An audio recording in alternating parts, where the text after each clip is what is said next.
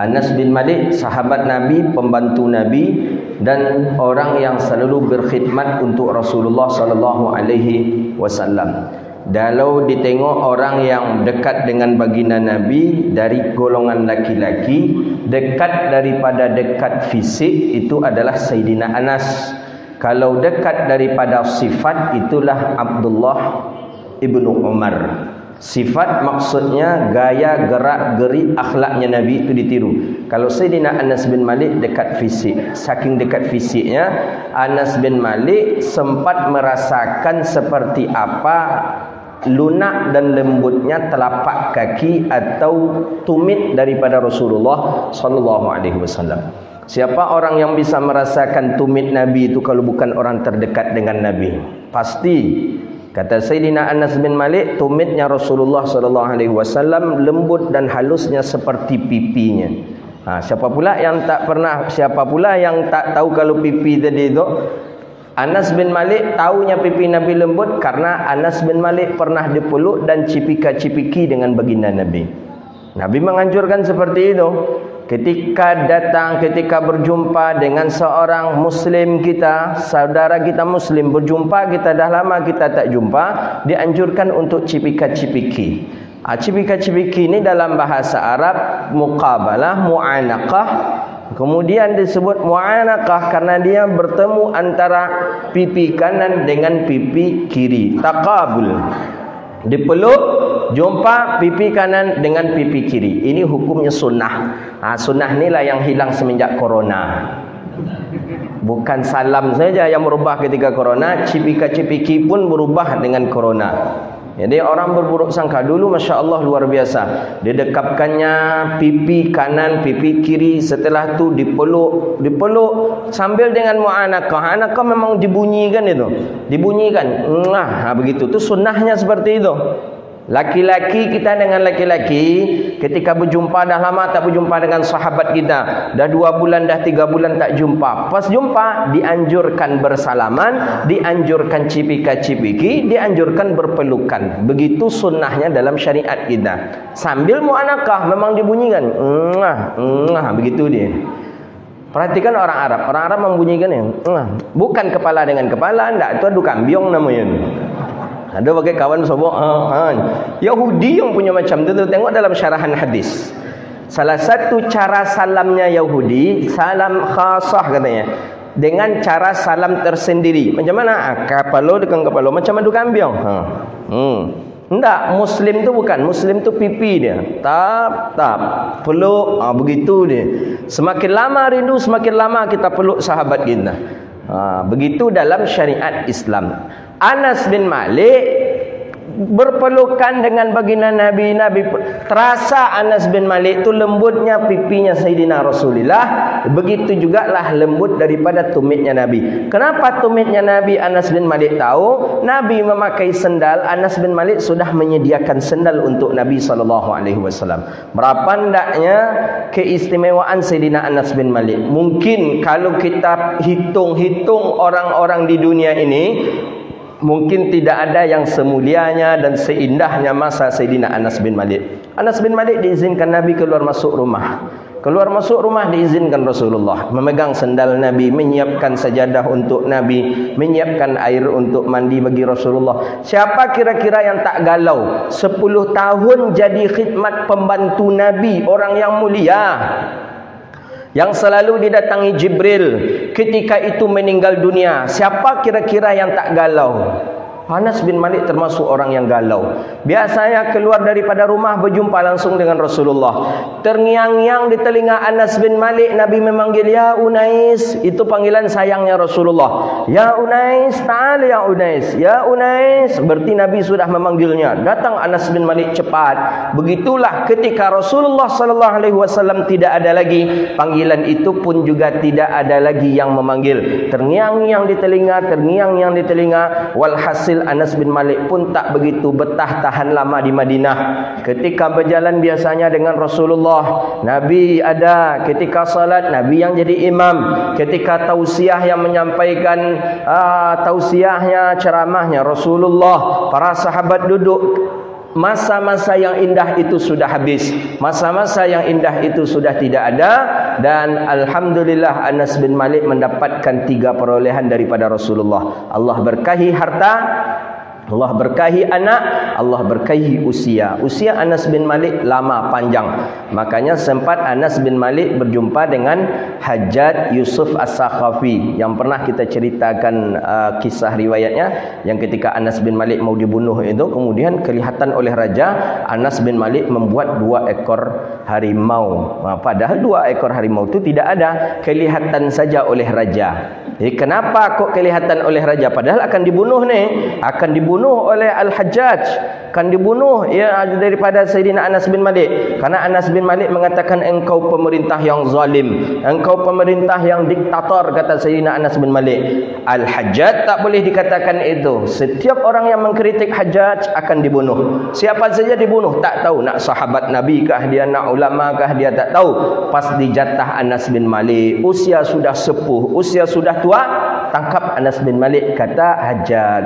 Ditangkap Anas bin Malik oleh keamanannya istana lah ketika itu, dibawa dihadapkan ke Hajjaj. Hajjaj ke presiden, dihadapkanlah ke raja. Ini Anas bin Malik, silakan anda tangkap, silakan anda proses. Kata apa? Ini kami sudah temukan Anas ni, dia Anas bin Malik. Kata Anas, sebelum Hajjaj berbicara, raja yang zalim ni berbicara, Anas lebih dahulu berbicara. Untuk apa engkau memanggil aku ya sultan zalim? Hai pemerintah zalim, hai pemerintah diktator. Untuk apa engkau menangkap aku? Untuk apa engkau memanggil aku untuk datang ke istana engkau ini? Tentu raja pas dibilang zalim macam tu, tambah marah dia.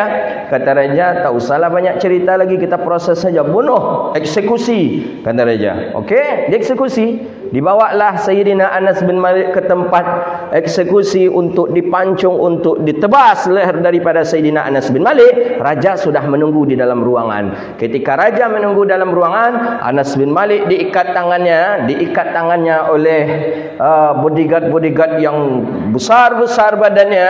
Ketika dibuka pintu tempat eksekusi itu, Anas bin Malik masuk dan nampak oleh raja Anas bin Malik di kiri kanannya membawa harimau. Harimau ni akan memakan, akan menerkam si raja. Belum lagi, baru saja Anas bin Malik masuk ruangan itu, si raja sudah lari terbirit-birit ketakutan. Itu apa namanya? Itu karamah namanya. Karamatus sahabat. Ketakutan raja lari terbirit-birit. Bodyguard yang memegang tadi pun keheranan. Lah kenapa raja ketakutan seperti itu? Lari. Ada apa dengan Hajjaj ini? Ada apa dengan raja? Dia menyuruh menangkap, dia akan mengeksekusi, dia akan membunuh. Ternyata dia lari. Ada apa? Tetaplah dipegang daripada Sayyidina Anas bin Malik. Raja pun lari, dikejarlah oleh bodyguard. Tadi ditanya, kenapa engkau takut? Kata raja, Anas bin Malik membawa 2 ekor harimau di kiri kanannya. Di kiri kanannya membawa harimau. Tidak ada, kata bodyguard. Ada harimau, lepaskan sajalah Anas bin Malik. Lepaskan sajalah. Akhirnya Anas bin Malik dilepaskan. Dilepaskan Anas bin Malik. Jadi ketika itu itulah ditanya, ketika dalam lanjutan riwayat itu, apa? Kenapa kok bisa ada 2 harimau? Kata Anas bin Malik, aku ada membaca beberapa ayat, yang ayat itu dianjurkan Rasulullah dahulu aku untuk menghadapi musuh untuk membacanya. Ada ayat-ayatnya itu. Kita dapat ijazah dari Syekh mengamalkan ayat itu. Ada beberapa rangkaian ayat yang dibaca. Boleh kita pakai itu untuk ya berjumpa-jumpa dengan musuh lah, boleh lah gitu. Jadi kemarin kita kan tempat rencana pembangunan pondok kita yang di Rimbo Panjang itu pun dah berapa kali diganggu oleh ya preman lah, minta duit, di stopnya orang bekerja, orang nimbun di stopnya marah-marah, dimaki-makinya, sampai nak dipecahkanlah kaca mobil apa segala macam. Jadi orang takut. Ditelepon saya, ni macam mana ni ustaz, kata. Tunggulah di sana, kata saya. Tunggu di sana. Besar-besar badannya, ada 5 orang itu. Kita menghadapi sendiri saja. Pas saya turun dari mobil, macam orang ketakutan saja. Tadi nak mecahkan kaca, nak marah-marahnya. Saya turun itu pada ketakutan mereka. Jadi kata kawan kita, ada yang ikut mengaji dengan kita yang mengawas itu. Jadi katanya, Ustaz, baca lah doa Anas bin Malik tu. Ustaz, dun baca itu dah, kata. Kalau mau cuma lari bulunya mungkin katanya. Dah 2 kali tu. Sekali minta uang. Saya biarkan saja dia ngomong. Jalan ni jalan pribadi kami ni begini-begini. Mana jalan besar, mana ada jalan pribadi. Bagus jalannya. Mobil sedan aja bisa masuk ke dalamnya. Dia 700 meter dari jalan besar ini, jalan raya Pekanbaru Bangkinang. Jadi ini begini kata dia. Apa dengan kawan kita tadi. Jadi ketika saya datang itu, masalahnya apa ini kata saya? Kami di sini aman-aman aja masalah. Enggak ada Ustaz, enggak ada amannya katanya amannya. Kalau aman boleh lagi kata saya. Banyaklah ya, tolonglah diperbaiki jalan kami, mohonlah dia apa pokoknya dah apalah, pokoknya dah loyo lah begitu dia. Boleh diamalkan, diwiridkan doa Anas bin Malik itu. Maka dahulu kala para sahabat Nabi tak ada gemetarnya dengan musuh. Tak ada, sedikit pun tak ada gemetar. Karena sudah dipersiapkan juga oleh baginda Nabi SAW. Bahkan Nabi Muhammad, apa salah satu keistimewaan Nabi Muhammad? Allah beri rasa takut kepada musuh-musuhnya sebulan menjelang perang.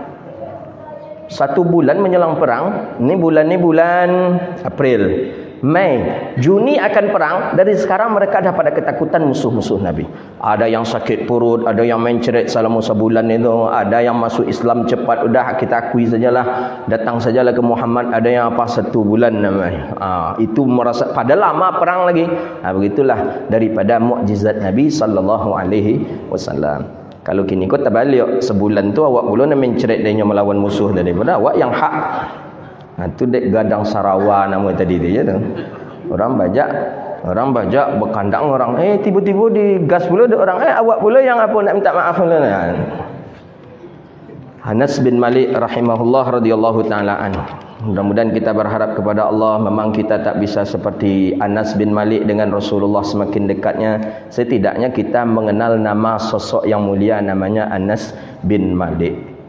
Beliau anak yang baik sekali, tak pernah dimarahkan oleh baginda Nabi sallallahu alaihi wasallam. Padahal jadi khidmat Nabi. Berbeda dengan Sayyidina Mu'az bin Jabal. Mu'az bin Jabal bukan pengkhidmat Nabi, tapi termasuk sahabat yang dipercayakan oleh Nabi. Sahabat dipercayakan oleh Nabi, dan pernah Sayyidina Mu'az bin Jabal kena marah oleh Nabi. Gara-gara apa? Gara-gara memanjangkan solat. Lama betul solatnya, mengadu orang ke Rasulullah sallallahu alaihi wasallam. Nabi panggil Anas bin Malik dan Nabi nasihati. Bukan Anas bin Malik, Mu'az bin Jabal.